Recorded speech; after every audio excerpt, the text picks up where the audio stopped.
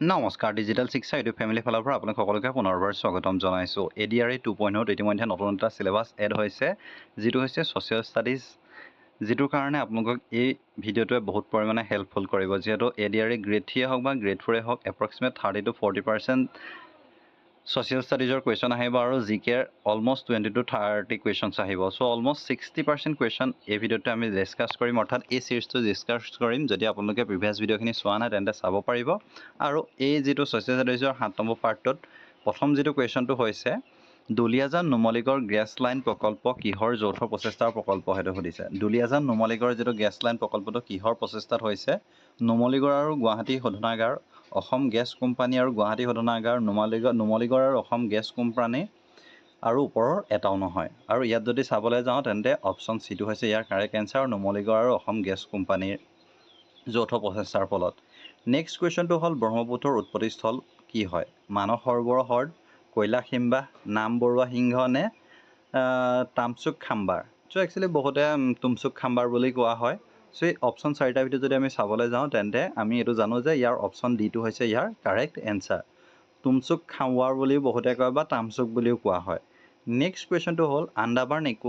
আন্দামান নিকোবৰ দ্বীপপুঞ্জত মানুহে বসবাস কৰা দ্বীপৰ সংখ্যা কিমান ইয়াত সুধিছে যে আন্দামান নিকোবৰ দ্বীপপুঞ্জত যেটো ম্যান লিভিং যিখিনি আইল্যান্ড হয় যিখিনি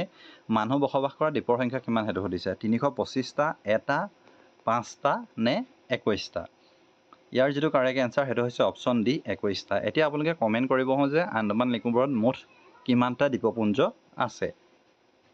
নেক্সট কুৱেশ্যনটোলে হ'ল লাক্ষদ্বীপ বা লক্ষদ্বীপৰ মুঠ দ্বীপৰ সংখ্যা কিমান হেতু সুধিছে 500টা 400টা 300টা নে 36টা আৰু যদি আমি চাবলৈ যাওঁ তেন্তে ইয়াৰ যেটো কাৰেক্ট এনসাৰ হেতু হৈছে অপচন ডি নেক্সট কুৱেশ্যনটো হৈছে বৰ্তমানৰ পৃথিৱীৰ মহাদেশবোৰৰ কোন যুগৰ সৃষ্টি হৈছে বৰ্তমান মহাদেশবোৰ কোন যুগৰ সৃষ্টি হেতু কথা হৈছে কাৰ্বনিফেৰাছ লৰেছিছ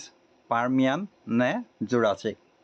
সো ওপৰ তিনিটা নহনিলেও আমি হেখৰটো কথা প্ৰায় শুনা হয় জুৰাছিক ওয়াৰ্ল্ড বা জুৰাছিক পাৰ্ক সেইখিনি কথা প্ৰায় শুনা যায় সো বৰ্তমান পৃথিৱীৰ মহাদেশবোৰ সেই যুগৰে সৃষ্টি হয় জুৰাছিক যুগৰে সৃষ্টি হয় নেক্সট কুৱেশ্যনটো হৈছে জৈৱ বৈচিত্ৰ্যৰ ফালৰ পৰা পৃথিৱীত ভাৰতৰ স্থান কিমান হেতু সুধিছে প্ৰথম দ্বিতীয় ষষ্ঠ নে দশম জৈৱ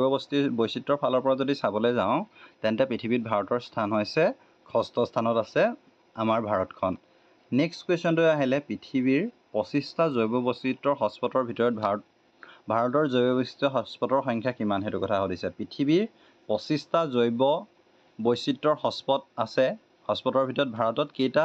জৈৱ বৈচিত্ৰ্য হটস্পট আছে হেতু কথা সুধিছে এটা দুটা তিনিটা নে চাৰিটা আৰু ইয়াত যদি আমি চাবলৈ যাওঁ অপচন বি দুটা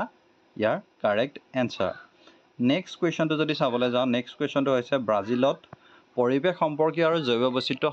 ৰক্ষাৰ ওপৰত অনুষ্ঠিত আন্তৰ্জাতিক সন্মিলনখন কিমান চনত অনুষ্ঠিত হৈছিল হেতু কথা হৈছে অপচন গিলা দি থোৱা আছে 1920 1932 1992 নে 2000 আৰু ইয়াৰ যেটো কাৰেক্ট এনসাৰ অপচন ডি হৈছে ইয়াৰ কাৰেক্ট এনসাৰ 1992 নেক্সট কুৱেশ্যনটো হ'ল জৈৱ বৈচিত্ৰ্য ৰক্ষা চুক্তি স্বাক্ষৰিত হোৱা পৰিৱেশ সন্মিলনখন ক'ত অনুষ্ঠিত হৈছিল দিল্লীত হৈছিলে লণ্ডনত হৈছিলে ব্ৰাজিলত হৈছিলে নে কাঠমাণ্ডুত হৈছিলে আৰু ইয়াৰ যেটো কাৰেক্ট এনসাৰ হেতু হৈছে অপচন সি টো হৈছে ইয়াৰ কাৰেক্ট এনসাৰ ব্ৰাজিলত নেক্সট কুৱেশ্যনটো হৈছে বৰ্তমান ভাৰতৰ বনভূমিৰ সংখ্যা কিমান 33% 20% 25% নে 40% সো ইয়াৰ যদি চাওঁ যেটো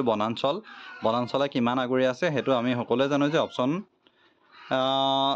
বনাঞ্চলে যদি আগুৰি যাবলৈ যাওঁ তেন্তে 33% একচুয়ালি বনাঞ্চলে আগুৰি আছে নেক্সট কুৱেশ্যনটো হৈছে দুষ্প্ৰাপ্য বা ৰেয়াৰ প্ৰাণী মানে কি হয় লুপ্তপ্ৰায় লুপ্ত বিপন্ন নে বিশেষ ঠাইত পোৱা প্ৰাণী গ্ৰেড 4 এক্সামত এনেকুৱা ধৰণৰ কুৱেশ্যনছ অহা বহুত চান্স আছে সো দুষ্প্ৰাপ্য বা ৰেয়াৰ বুলি যদি যাওঁ তেন্তে বিশেষ ঠাইত পোৱা কিছুমান প্ৰাণীকে দুষ্প্ৰাপ্য বা ৰেয়াৰ বুলি কোৱা হয় যেনেকৈ অসমত যদি চাবলৈ যাওঁ অসমৰ এশিঙীয়া গঁড়টো ভাৰতৰ সামুদ্ৰিক ৰাষ্ট্ৰীয় উদ্যান ক'ত অৱস্থিত হেতু সুধিছে সামুদ্ৰিক ৰাষ্ট্ৰীয় উদ্যান পশ্চিম বংগত মহাৰাষ্ট্ৰত তামিলনাডুত নে গুজৰাটত ইয়াৰ যেটো কাৰেক্ট এনসাৰ অপচন ডি গুজৰাটত নেক্সট কুৱেশ্যনটো হ'ল কাজিৰঙা কিমান চনত ৰাষ্ট্ৰীয় উদ্যানৰ মৰ্যাদা দিয়া হৈছিল 1950 চন 1964 চন 1974 চন নে 1980 চন এটো আমি সকলোৱে জানো অপচন সি হৈছে ইয়াৰ কাৰেক্ট এনসাৰ নেক্সট কুৱেশ্যনটো হ'ল ওৰাং ৰাষ্ট্ৰীয় উদ্যানৰ সীমা সুৰক্ষাৰ বাবে উচ্চ ন্যায়ালয়ত গোচৰ তৰা পৰিৱেশ সংগঠনটোৰ নাম কি? WWF, পিপলছ ফৰ এনিমেশ্যন, অৰণ্য সুৰক্ষা সমিতি নে নেচাৰেল হিষ্ট্ৰী ছ'চাইটি? আৰু ইয়াৰ যিটো কাৰেক্ট এনচাৰ সেইটো হৈছে অপশ্যন চি, অৰণ্য সুৰক্ষা সমিতি। নেক্সট যিটো কুৱেশ্যনটো হ'ল উদ্ভিদে কিয় ইয়াৰ ফল অথবা গুটি বিস্তাৰ কৰিব লাগে? চ' এই কুৱেশ্যনটো হ'ল বিভিন্ন ধৰণৰ প্ৰজাতি সৃষ্টিৰ বাবে, নিজৰ প্ৰজাতিক ৰক্ষণাবেক্ষণ দিবৰ বাবে, জীৱ জন্তুৱে যাতে খাব নোৱাৰে তাৰ বাবে, নে ঠাইত নিজৰ প্ৰজাতিৰ বংশবৃদ্ধি কৰিবৰ বাবে। চ' একচুৱেলি এনেকুৱা ধৰণৰ কুৱেশ্যনছ প্ৰায় অহা দেখা যায়। একচুৱেলি বস্তুটো দেখিবলৈ ইজি দৰে লাগিলেও গোটেই অপশ্যন 4টাৰ ভিতৰত সকলোৱে যিটো গোটেইকেইটা সঁচা হোৱাদৰে প্ৰয়োজন হয়। চ' ষ্টেটমেণ্ট বেছ কুৱেশ্যন আজিকালি প্ৰায় অহা দেখা যায়। আৰু ইয়াৰ যদি চাবলৈ যাওঁ তেন্তে অপশ্যন ডিটো হৈছে ইয়াৰ কাৰেক্ট এনচাৰ, ঠাইত নিজৰ প্ৰজাতিৰ বংশবৃদ্ধিৰ বাবে। নেক্সট কুৱেশ্যনটো হ'ল গছৰ পাতত থকা ৰন্ধ্ৰৰ জৰিয়তে বহু পানী ওলাই যাব পাৰে বা নষ্ট হয়। বেছিভাগ পাতৰ ৰন্ধ্ৰত পাতৰ ভিতৰ ফালে থাকে কিয়? সেইটো কথা সুধিছে। উদ্ভিদৰ দেহৰ পানী যাতে পাতৰ মাজেৰে ওলাই যাব নোৱাৰে, বতাহৰ পৰা পানী সংগ্ৰহৰ বাবে বা বেছি পৰিমাণে কাৰ্বন ডাই অক্সাইড গ্ৰহণৰ বাবে বা অক্সিজেন এৰি দিবৰ বাবে। যিহেতু গছৰ পাতত যিখিনি ৰন্ধ্ৰৰ জৰিয়তে বহু পানী ওলাই যাব পাৰে, নষ্ট হয়, বেছিভাগ পাতৰে ৰন্ধ্ৰ পাতৰ ভিতৰ ফালে কিয় থাকে সেইটো কথা সুধিছে। চ' এইটো একচুৱেলি 8, 9, 10 যদি আপোনালোকে পৰিৱেশ পঢ়িছে তেন্তে এই কুৱেশ্যনটো আপোনালোকে এনচাৰ ইজিলি কৰিব পাৰিব। আৰু ইয়াৰ যিটো কাৰেক্ট এনচাৰ সেইটো হৈছে অপশ্যন এ, উদ্ভিদৰ দেহৰ পানী যাতে পাতৰ মাজেৰে ওলাই যাব নোৱাৰে সেইবাবে। নেক্সট কুৱেশ্যনটো হ'ল বংশবৃদ্ধিৰ ক্ষেত্ৰত মাছৰ দৰেই বংশবৃদ্ধি কৰা প্ৰাণীবিধ কি হয়? ভেকুলী, জেঠী, সাপ নে চৰাই? চ' যিটো প্ৰজনন ছিষ্টেমৰ ক্ষেত্ৰত যদি চাবলৈ যাওঁ মাছৰ দৰে কিহে বংশবৃদ্ধি কৰে সেইটো সুধিছে, অপশ্যন এ হৈছে ভেকুলী। নেক্সট কুৱেশ্যনটো আহিলে মানুহৰ দেহৰ কোনবিধ অংগই কথা মনত পেলোৱাত আৰু যুক্তিৰে বিচাৰ কৰাত সহায় কৰে? মাংসপাশী, মেৰুদণ্ড, মগজু নে হীৰা? চ' এই কুৱেশ্যনটো একদম ইজি হয়। চ' একচুৱেলি যদি পাৰ্টছখিনি দি দিয়া থাকিলে তেতিয়াও বেলেগ কথা আছিলে, কিন্তু মগজুৱে বিচাৰ কৰে বুলি আমি গম পাওঁ। কিন্তু আপোনালোকৰ কুৱেশ্যন এনেকুৱা নাহিবও পাৰে মগজুৰ কোনকেইটা অংশ সেইকেইটাও দি দিব পাৰে, তাৰ ভিতৰত কোনটো অপশ্যন পিক কৰিব লাগে সেইটো আহিব পাৰে, যিটো আপোনালোকৰ ছায়েন্সৰ কুৱেশ্যনত আহি যাব পাৰে। নেক্সট কুৱেশ্যনটো হ'ল বিশ্ব পৰিৱেশ দিৱস কেতিয়া পালন কৰা হয়? 25 ডিচেম্বৰ, 20 ছেপ্টেম্বৰ, 9 জুলাই, 5 জুন। চ' এই কুৱেশ্যনটো এইকাৰণে লৈছোঁ যে 5 জুন বিশ্ব পৰিৱেশ দিৱস পালন কৰা হয় আমি সকলোৱে জানো, কিন্তু বৰ্তমান এনেকুৱা হৈছে যিখিনি ইম্পৰ্টেঞ্চ ডে কেতিয়া অবজাৰ্ভ কৰা হয় এইখিনি কুৱেশ্যন প্ৰায় অহা দেখা যায়, বা সেই যিটো থিম হয় সেইটো প্ৰায় অহা যায়। এতিয়া ইণ্টাৰনেশ্যনেল য়োগা ডে হওক বা ৱৰ্ল্ড টবাকো ডে হওক বা যিখিনি ইম্পৰ্টেণ্ট ডে হয় সেইখিনি আপোনালোকে মেইন যিখিনি মটিভটো সেইটো চাই ল'ব, বা থিমটো যিটো চেলিব্ৰেট কৰে ইণ্ডিয়াত তাৰ যিটো থিমটো হয় এই বছৰৰ সেইখিনি প্ৰায় পৰাপক্ষত আপোনালোকে চাই যাব, প্ৰায় অহা দেখা যায়। চ' এইখিনি এনেকুৱা ধৰণৰ কুৱেশ্যনছ ইম্পৰ্টেঞ্চ দিয়ে এটা বিষয়। নেক্সট কুৱেশ্যনটো হ'ল এচিড বৰষুণে ইয়াৰ একো ক্ষতিগ্ৰস্ত এচিড বৰষুণৰ বাবে ইয়াৰ কোনো ক্ষতিগ্ৰস্ত নহয়, জীৱ জন্তুৰ ক্ষতি নহয়, অজন লেয়াৰৰ, উদ্ভিদৰ নে